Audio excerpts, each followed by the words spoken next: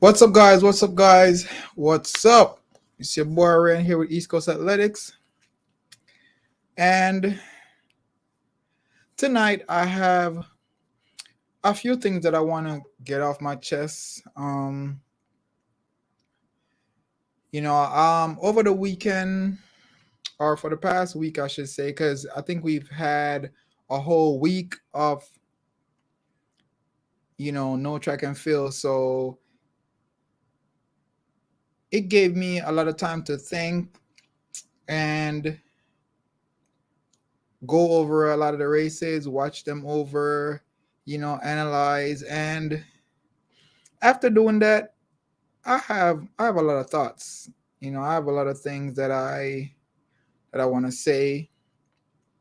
And I've been watching a lot of comments and commentary, from other channels as well as it relate to the performances at the World Championship. And to be honest, some of the comments kind of got me a little rattled, got me a little irritated because I have a lot of thoughts when it comes to track and field because I myself, you know, I've been an athlete for a really long time and I've been in the sport forever. So I have a really great understanding of what it takes to be an athlete and a professional athlete at that. But before we even get to that, just want to kind of give you guys some information. And the first one is Sherika Jackson won't be running at the Commonwealth Games. There was no specific reason that I'm aware of. Maybe they have released some information about it, but personally, I didn't hear anything. Just going based off the article, the article didn't say much. It just stated that she won't be competing. I think I actually saw it on Twitter. And they have listed the team, so unless they're planning to put her in afterwards, which wouldn't really make sense to me. Yeah, she won't be competing, or unless it's just, as I said, a stunt. They're planning to put her in afterwards. That's pretty much, what they're saying.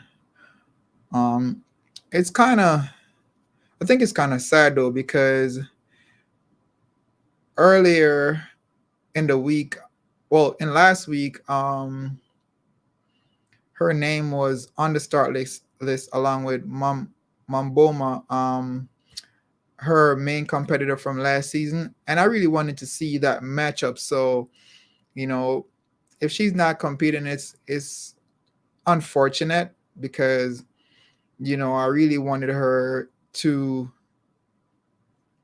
face her main competitor from last season. Not that it would matter, or not that she would be of any threat to Sharika, but you know just being able to beat the person that was beating you all of last season, or for a couple races last season would be would be good in my opinion. But if that's what it is, that's just what it is. So I said I did analyze the races, and I really think that in the women 4x1, there was a lot of talk as it related to why they lost the 4x1, and I watched the race multiple times trying to you know pinpoint where they falter, where they got it wrong. And outside of the baton changes, I think they made a mistake with how they structured the team. Jamaica have the three fastest female in the 100 meter. Hence, there's no reason why they should lose the 4x1 to the United States. I think the big controversy is who they were going to add for that, fourth person.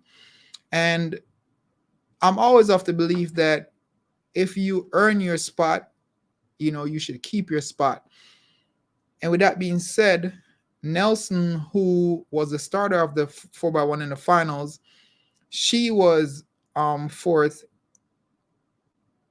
in at the trial. So technically, she earned her spot. I think she was third because I think Elaine didn't run. I can't quite remember, but technically she earned her spot. So she was the fourth person. Brianna Williams was also in the relay pool. So with that being said, Nelson earned her spot. So I guess she earned the right to compete, to run in the finals over Brianna. But I think even though, I'm a firm believer of earning a spot, I think there are times when the coaches have to make educated decisions as to how they structure the team. And what I mean by that is Nelson has been running on the, I'm going to say, collegiate circuit for the whole season. She has been running indoor and outdoor. Hence, she's going to have tired legs. And to go to the trials, run a pretty good time, and then go to the World Championship and run 3 rounds of 4x1, 100, and then come back and run the first run of the 4x1. I think that really took a toll on her. And a lot of people don't know this, but when, as an athlete, your body stays at peak performance only for a time. It doesn't stay there forever. So based on your training, you may be able to maintain peak performance for maybe a month, maybe 30 days. But from my understanding, I'm going to say 21 days, right?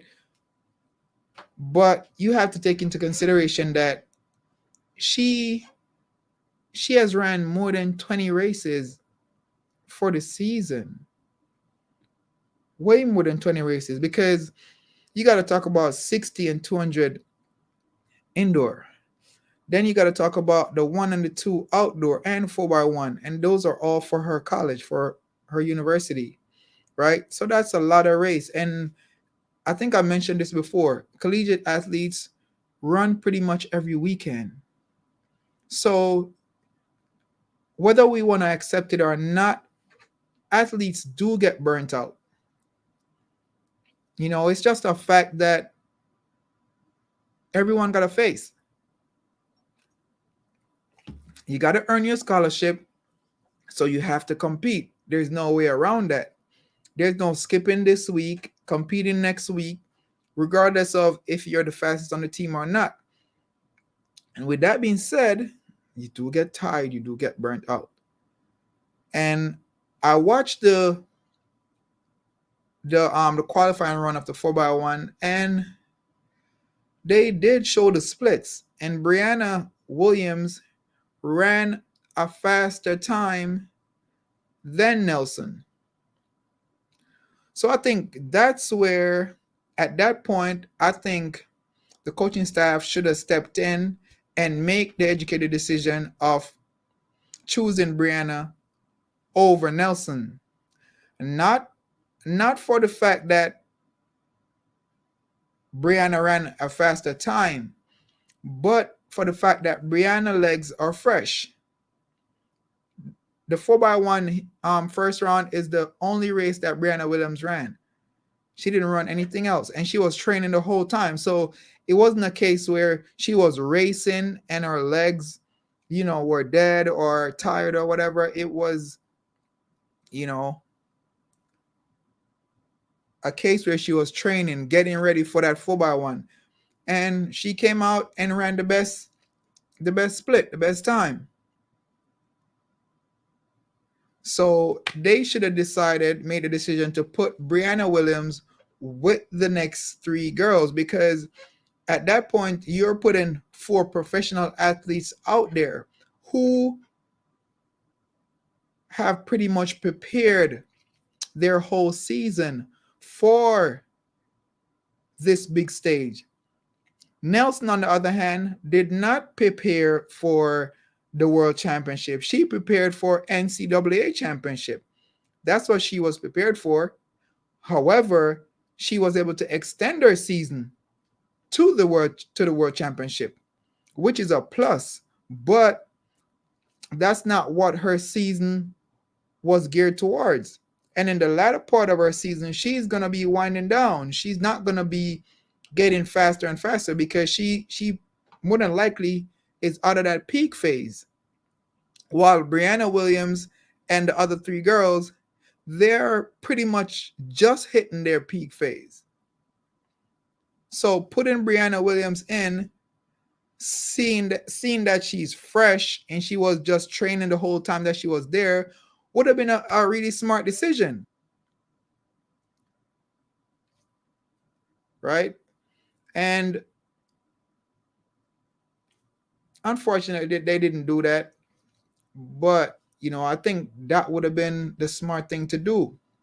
And another reason why I think that would have been the smartest decision. Nelson is tired, hence when she started the 4x1, she started pretty good. Pretty good. It wasn't a bad start by any means, right? But with the outgoing runner being so fast, Elaine, are much faster than Nelson, and the fact that Nelson legs are tired, it takes away from what she could do in that last 30 meter off her part of the 4x1. So that last 30 meter before she passed the baton, the fact that Elaine took out so fast, it takes a little bit away from what she's able to do to catch up.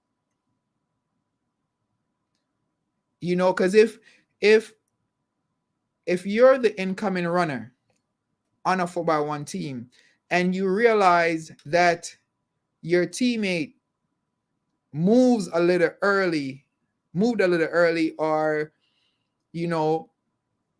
took off really fast, you as the incoming runner have to try your best. Mind you, at this point, it's already gone bad.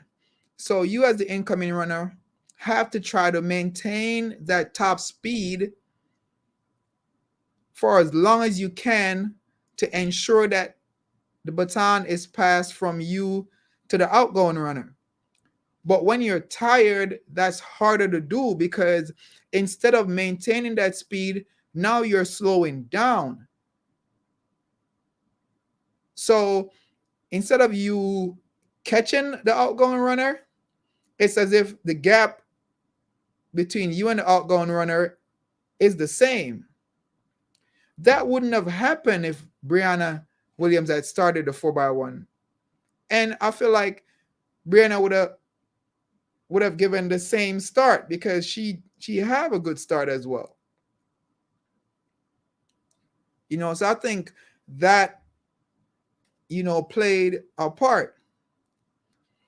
The next thing is chemistry. Brianna ran on the 4x1 last season, right? Hence, all four ladies have ran the 4x1 before. They they're used to each other. It's nothing new. It's not like you put a new athlete in the mix and try to make things work. We're talking about four ladies that did it before. So putting the same four ladies back in again would work, would definitely work. And I'm not trying to find any form of excuse, for the sloppy baton passes, mainly on that first exchange, right? I'm not trying to make excuses for that, but I feel like if Brianna was in, things would have been a lot different. Would definitely been different. The baton passes was horrible. It's it's one of the worst I've ever seen, and I'm not making that judgment or criticism based on any personal feeling. I'm just talking based off what I've seen, because I've been watching Jamaica team for years, and I'm not bashing the ladies, because regardless, they represent. I'm just saying we could have won that 4x1. That first exchange was off by a lot. The second and third exchange was better, but way better than the first one. But those could have been a little bit, cleaner as well. But I mean, I guess we got a silver, and we also got to take into consideration that Shelly Ann ran 100 and 200, Sherika ran 100 and 200. So, I mean, at the end of the day, I think, I'm happy that they came out with a medal, but I think where some people are disappointed is the fact that they expect a gold medal, seeing that Jamaica have the three fastest women in the world. But it's not as clear cut as just Jamaica having the top three sprinters in the world. I think there's a lot of other factors that come into play. I'm gonna be honest. I'm Jamaican, so I'm gonna always root for Jamaica regardless of what anyone say. And I would love for them to get the goal, but as I said, there's a lot of little things that factor in. I think the US put Abby Steiner on the second leg, but for the most part, I think they had Abby Steiner only ran the 200 at Worlds, and they had another athlete that didn't run the 200. So when you calculate the amount of sprinting that the Jamaicans did compared to what the Americans did, you clearly see that the Jamaicans did a lot more work throughout the championship. So even though, as Jamaicans, we wanted them to win, we got to take into consideration that they are human beings. They regardless of the fact that this is what they prepared for, they do get tired too. And running so many races in such a short period of time is a lot. So I think overall,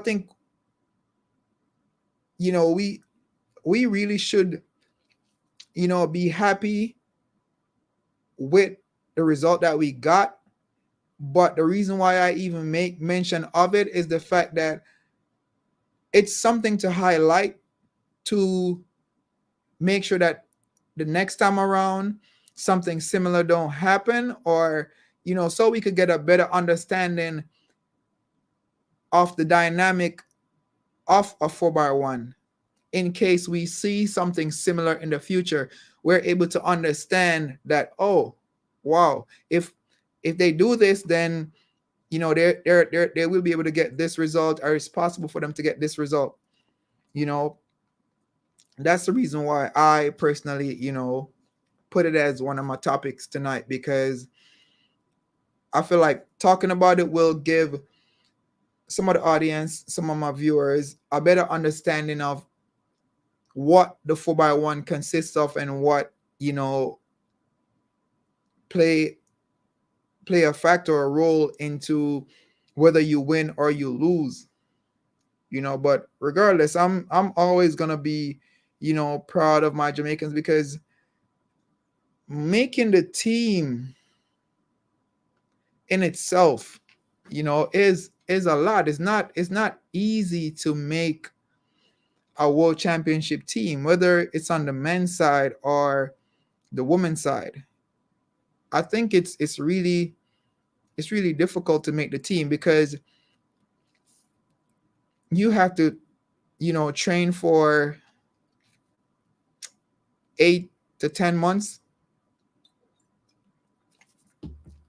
Some people even prepare for longer than that, and then you have to go out there and compete with pretty much some of the best athletes in the world, not just in your country, because you got to understand that these athletes that you're competing against are not just the best in your country.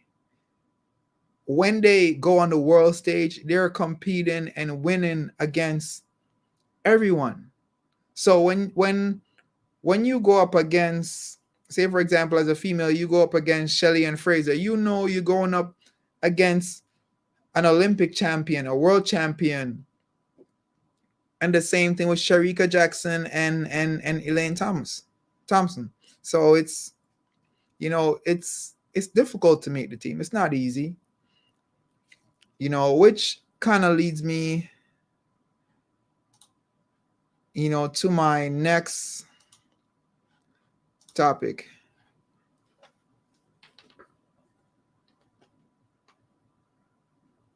Everyone has one. It doesn't matter what I say. I'm expressing freedom of speech in America. But of course, the third country don't have. I mean, I wouldn't say they don't have freedom of speech. They do, but I think it's how you approach a situation, how you approach, the topic that you're talking about. Because as I said, that my the topic before this leads to this topic. Should track and field athletes be criticized by their citizens who don't possess the ability to prepare mentally or physically to compete on an international level? I feel like a lot of individuals, they just talk. But as you said, freedom of speech. But you people always say, oh, they could say anything and it's just words. When you have an athlete going out there in their country colors, they're representing themselves and they're representing their country. And as I said earlier, it's not easy to make these teams. And the people who are, making all these harsh criticisms are not former athletes, are not people who really understand the sport. It's just regular people on the sidelines that are criticizing these athletes harshly when they don't even follow the sport outside of world championship or the Olympics. if it's not a major game, major championship or major games, they do not follow the sport. They go about their daily lives and not even notice that track and field exists. Right? So I feel like those individuals, the way they criticize the athletes, saying, "Oh, they should quit, they're done," you know, I don't think they possess the right to do that. Like, yeah, you have an opinion, but an opinion like that, keep that to yourself.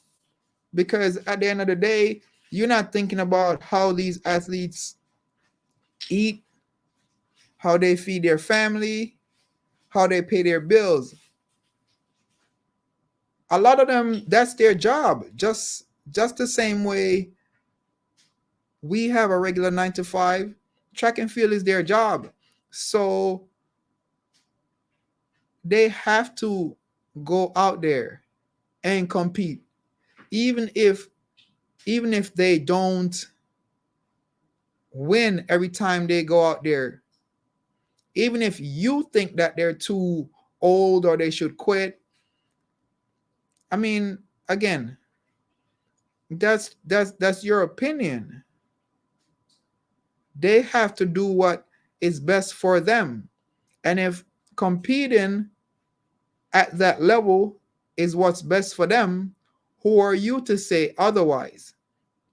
Me personally, I'll never say or tell an athlete they should quit. I mean, if I see that they made some mistakes in the race, I might, highlight that they made mistakes, but I will never tell them that they should quit, or they're done, they can't do no better, they should give the spot to somebody else. No, they earned the spot. If there was somebody else that could have done better, they wouldn't have been at the championship, because obviously somebody else would have beaten them in the trials, so they wouldn't have made it. But clearly there's nobody else there that is better than them. So until somebody else step up and surpass their performance, then they are the person that earned the spot. That individual earned the spot. And shouldn't be criticized, by just an ordinary bystander who just watched the Olympic or World Championship during the summertime every year or every other year. No, I personally don't think that's fair. And you, as people, I think a lot of times we try to dictate what some of our athletes should do and shouldn't do. I can't tell you as a bystander or as a regular individual to switch jobs. Don't be a nurse anymore. Go be a doctor, because you're not good at being a nurse, or you're not good at being a doctor. So try farming, or try something else. No. Who am I to tell you that? You've been doing it for years, right? And it has been working. Only you should decide when when you want to stop, or if you're not. I wouldn't even say if you're not capable. If somebody else surpasses your performance, then it's like, okay, this person is performing a lot better than you are, so it's better to give the job to that person. It's the same way with track and field. Until someone get ahead of you, they're not better than you. That's how I look at it. So no criticizing of the athletes. Leave them alone. Let them do their job, because representing their country and themselves is their job, and they are representing themselves, not just their country, regardless of the fact that they're in country colors. That is their job. They're representing themselves. Let them do it to the best of their ability. Because I'm sure no athlete want to go out there and lose. I don't think any of the athletes, even the ones that finish last, they don't plan to lose. It's a part of the sport. Somebody have to win, somebody got to lose. That's how the sport works. But the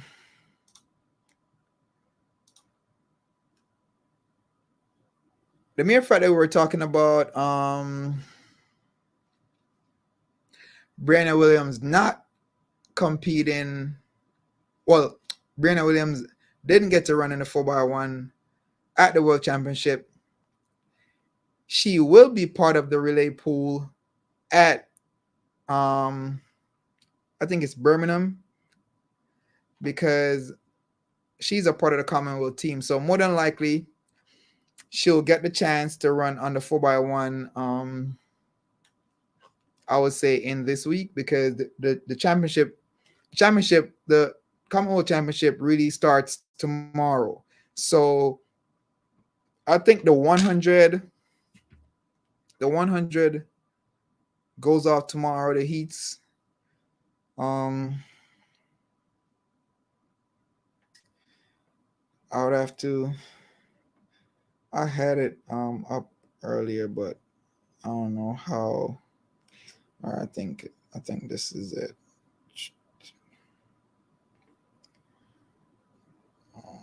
Schedule. All right, so tomorrow.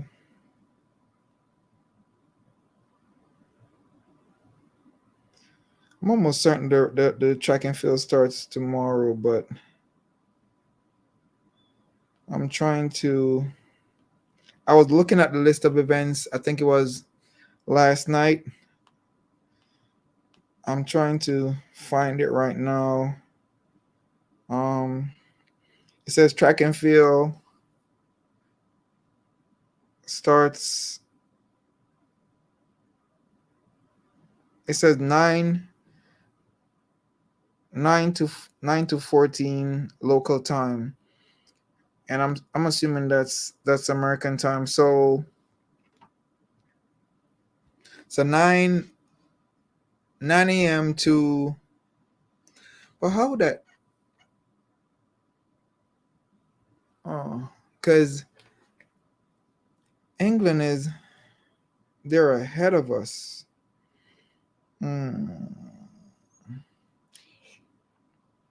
Yeah, they're 6 hours. No, they're 5 hours ahead. So competition is gonna start 9 a.m. to 14, which is 2 p.m. So 9 a.m. to 2 p.m. That's the time that the races are gonna be. They're gonna have the races.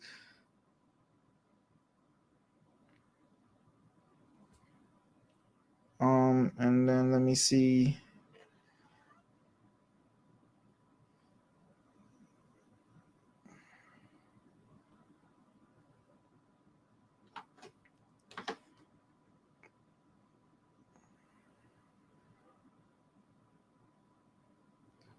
Okay, so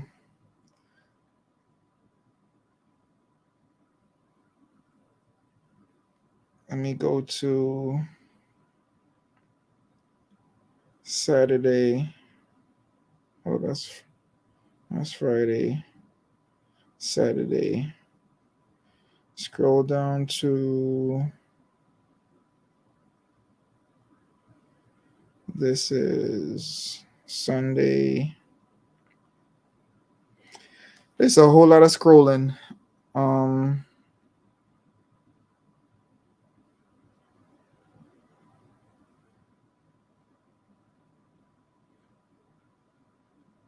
It's not even. I don't know why it's not giving me the I don't know why it's not giving me the the order of events for tomorrow, or maybe it's where I'm trying to look at it, but I was able to see it. I was able to see it yesterday, last night actually, when I was searching. So if I'm able to find it tonight, what I'll do, I'll post it in the community section of the channel, so you guys could definitely take a look at it, in case you guys wanted to watch any of the races. I know a lot of people are going to be at work, so you might have to watch a recap of the races. And I'm also going to have to check out whether it will be on Peacock or not, because I'm not 100% sure. It should be on Peacock because most of the time they have all the major championship, which includes Commonwealth. So it should be on Peacock. Don't quote me on it. I'm checking right now.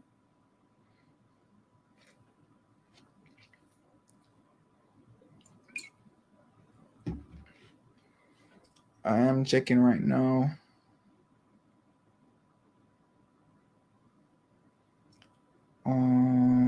That's under 20 championship.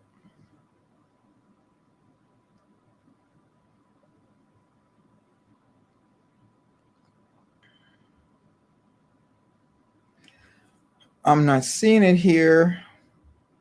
I actually don't see it here, but I'll definitely try to find either a website or a station that will be broadcasting it, and I'll also let you guys know that. But yeah, this is not one of them nights that we have a 1 hour live stream, so I'm gonna pretty much end it right here.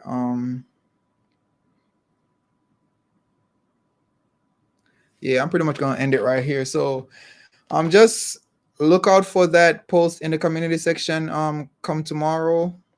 Like I'm gonna try to post it in the morning, like early in the morning, or maybe on tonight. But yeah, that's it for tonight. Thanks for the support for everyone who tuned in tonight. Hopefully we'll have a lot more people tomorrow. But yeah, we thankful for the few that we have tonight. And catch you guys tomorrow. It's your boy Ryan here with East Coast Athletics, signing out. Peace.